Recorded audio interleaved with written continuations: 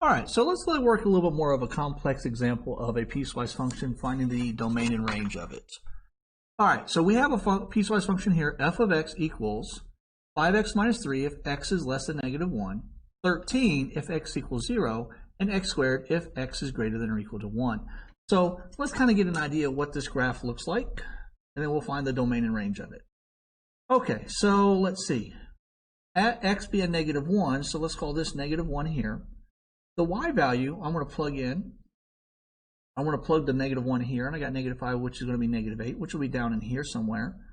And because this is not an equal to, this is going to be an open hole, an open dot. And because it's less than, and it's a positive slope, it's going down like so. Piece of cake. So this is the 5x minus 3 part. All right.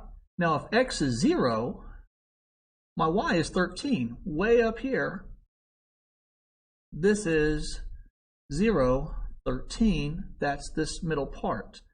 And then if x is 1, let's call this 1 right here, we have x squared, so another parabola, and it's got to be greater than or equal to. So then we're going to go, it's going to be a closed dot, and then it's coming up like so. Nope.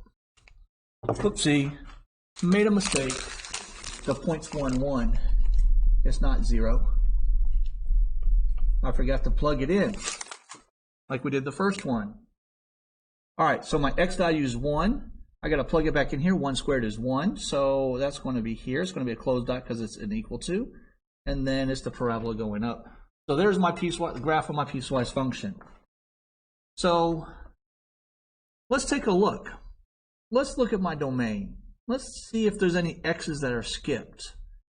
Well, I've got all the x's here, so coming in from -infinity up to -1, that's not included. I'm going to skip to 0, and then I'm going to skip to 1, and then all the other x's are included. So my domain, and this one's going to be a little bit more complex, is going to be from -infinity, that is an 8, not an infinity,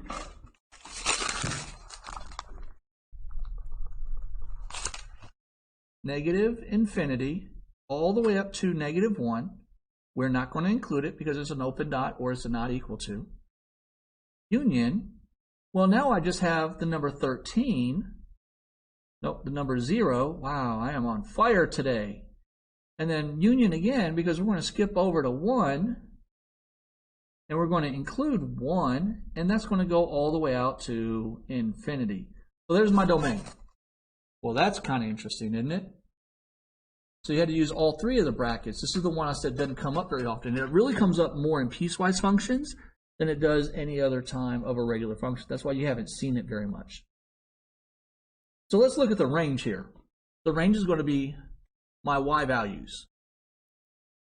So I need to know this y value. I need to know this y value here.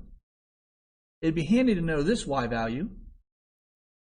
And this y value is also included over here, so that's doubled up, so I don't have to repeat that. So the way to find the y value, well, I know the x value is -1. Well, I just plugged it in and I got a -11. So this point is -1, -11. Here, this point is 1, 1. So I'm going to look and see, hey, you know what? There's a jump in my y values from -11 all the way up to 1. So the range for this one is we're going to start at, from the leftmost, from -infinity. We're going to come up to -11. We are not going to touch it because it's an open hole. We are then going to jump, then we're going to use our union, up to 1, and because it's a solid dot, we are going to include it. So the square bracket 1, and we're going all the way to infinity. And there's your range. Now, you can look to find it without actually having to graph it. You can find the domain and range of each of these and look to see whether there's overlapping or if there's any overlapping or not. Not really terribly bad. Graphing each one of these is simply just algebra 1. This is graphing a point, graphing a line, graphing a parabola. You learn how to do all that in algebra 1, except we're not graphing the entire thing. We're only graphing pieces of it, hence a piecewise function. Not terribly bad. That's it for piecewise.